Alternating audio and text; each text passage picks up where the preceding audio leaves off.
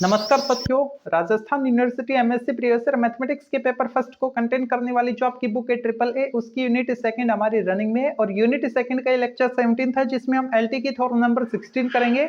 और ये जो थ्योरम नंबर 16 है एलटी की, वैसे तो ये जो ड्यूल स्पेस है उसकी लास्ट थ्योरम है, थर्ड थ्योरम है। इसके बाद हम ड्यूल स्पेस स्टार्ट करेंगे। तो इस थ्योरम को देखते हैं क्या बोला गया इसमें। Let V be a finite dimensional vector space over F. V जो है वो फाइनाइट डायमेंशन का वेक्टर स्पेस है, ठीक है, मतलब उसकी जो डायमेंशन है वो काउंटेबल है, ठीक है, उसको कुछ लाइट कर लेंगे हम। Then for any non zero vector v belongs to v, तो v के किसी नॉन जीरो वेक्टर के लिए देयर एग्जिस्ट कम से कम एक linear functional f v star का, ऐसा जरूर मिलेगा आपको जिसके रेस्पेक्ट में आप उस नॉन जीरो वेक्टर की इमेज निकालोगे तो वो भी नॉन जीरो आए। ये आपको प्रूव करना होगा। कम से कम एक लीनियर फंक्शनल ऐसा जरूर मिलेगा जब उस मैपिंग के रेस्पेक्ट में, उस लीनियर फंक्शनल एफ के रेस्पेक्ट में जब आप उस नॉन जीरो वेक्टर की इमेज निकालोगे तो वो भी नॉन जीरो आएगी। ये आपको प्रूव करना है, ठीक है। तो v की डायमेंशन आपको फाइनाइट दे रखी है, तो मैं लेट कर लेता हूं कि v की डायमेंशन n है। Let dimension of v equal n। अगर v की डायमेंशन n है तो इसकी बेसिस में n एलिमेंट होंगे, ठीक है। And let b equal n element की मैं बेसिस बना रहा हूं v की, तो क्या आएगा b1 comma b2 up to bn। Okay, b a basis of v and b star equal f1 comma f2 up to fn। b a basis of dual space v star. Then देखो ये मैंने क्यों लिखा है, previous theorem में हमने as a result, previous theorem में हमने प्रूव किया था और एज ए रिजल्ट हमने नोट डाल के लिखवाया था ना। तो वहां से हमने क्या नोट किया था कि अगर v की डायमेंशन, v की बेसिस आप ये लेट करके चलते हो तो उसके ड्यूल स्पेस की जो बेसिस बनेगी, नहीं ड्यूल बेसिस जो बनेगी उसमें आप इस टाइप के एलिमेंट लोगे, ठीक है। और इन दोनों में जो रिलेशन था वो क्या था, दोनों में रिलेशन था f i b j equal Kronecker del i j for i equal 1 to n, ठीक है, ये रिलेशन था। तो ये आपको लेट करके चलना है, ठीक है।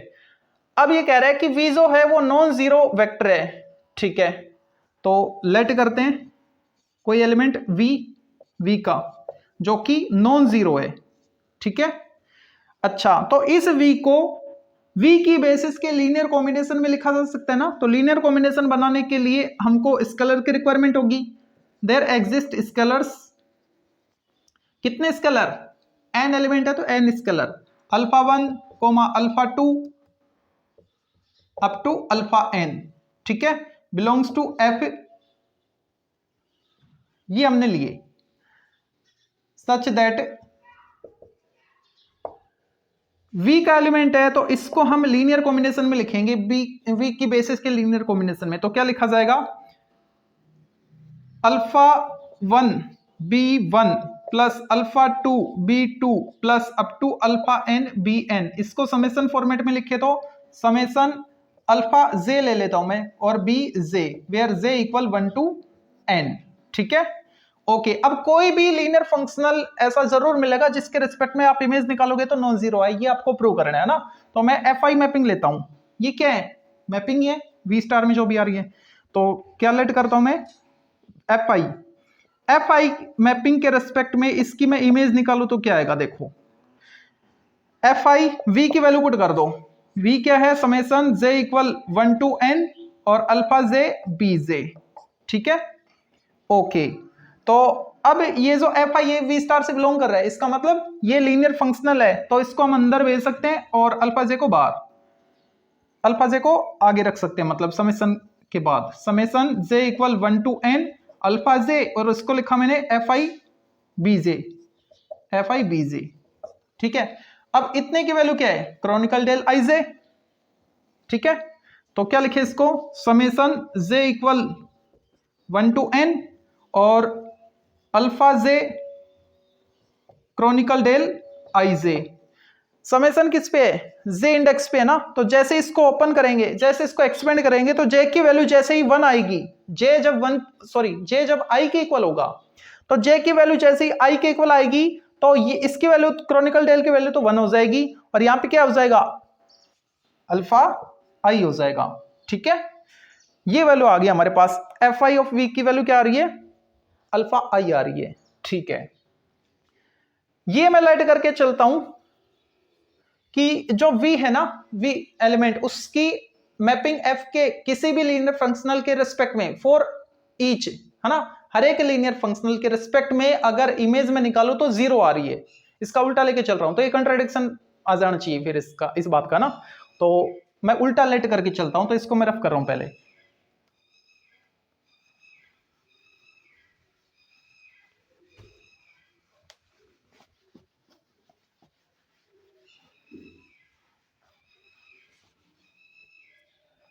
let if possible for each f belongs to v star such that f of v equal 0। ये मैं लेट करके चल रहा हूं, तो हर एक एलिमेंट के लिए लिखा है मैंने, मतलब हर एक लीनियर फंक्शनल के लिए लिखा है। तो इसको मैं ये भी तो लिख सकता हूं, एफ आई वी इक्वल 0, यानी f1 हो सकता है, f2 f3 up to fn। ठीक है, सभी के लिए क्या 0। ओके, अब F i of v equal 0 मैंने लिया है ना। ठीक है, और यहां से इसको मैं इक्वेशन फर्स्ट बोल देता हूं, और ये सेकंड। ठीक है, तो फर्स्ट और सेकंड से देखो, एफ आई ऑफ v, तो अल्फा ई 0 आना चाहिए, alpha i equal 0 for i equal 1 to n।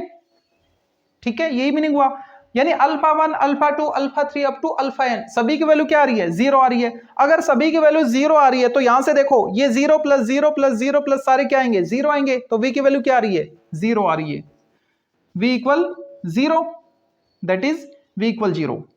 अगर अल्फा ई की वैल्यू 0 है, मतलब alpha 1 alpha 2 up to alpha n सभी 0 हैं स्केलर, तो v की वैल्यू भी क्या आएगी, 0 आएगी। v की वैल्यू 0 आ रही है, ये तो इस बात का कंट्राडिक्शन है जो आपको दे रखा था। ठीक है, तो विरोधाभास आ गया ये, इसका मतलब जो हमने एज्यूम किया था वो हमारा एजम्पशन रोंग है। तो ये अब चीज आपको लिखनी होगी, विच इज कंट्राडिक्शन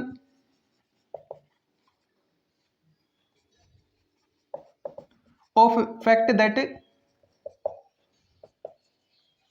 कि जो v है वो 0 नहीं है। ठीक है, अच्छा, तो इस बात का कंट्राडिक्शन आ गया, hence that is our assumption is incorrect या फिर wrong, hence there exist ए कम से कम एक लीनियर फंक्शनल ऐसा जरूर मिलेगा, linear functional f belongs to v star such that, जो कि इसको सेटिस्फाई करे, मतलब जिसकी उस नॉन जीरो वेक्टर की, जिस नॉन जीरो वेक्टर की उस लीनियर फंक्शनल के रेस्पेक्ट में मैपिंग निकाले तो वो नॉन जीरो आए। ठीक है, तो ये थे आपके थ्योरम, काफी इजी है, छोटी भी है ना, तो इसको भी आप अच्छे से पढ़ लीजिए, क्या पता ये इजी आ जाए। ठीक है, नेक्स्ट लेक्चर में पढ़ेंगे सेकंड ड्यूल स्पेस।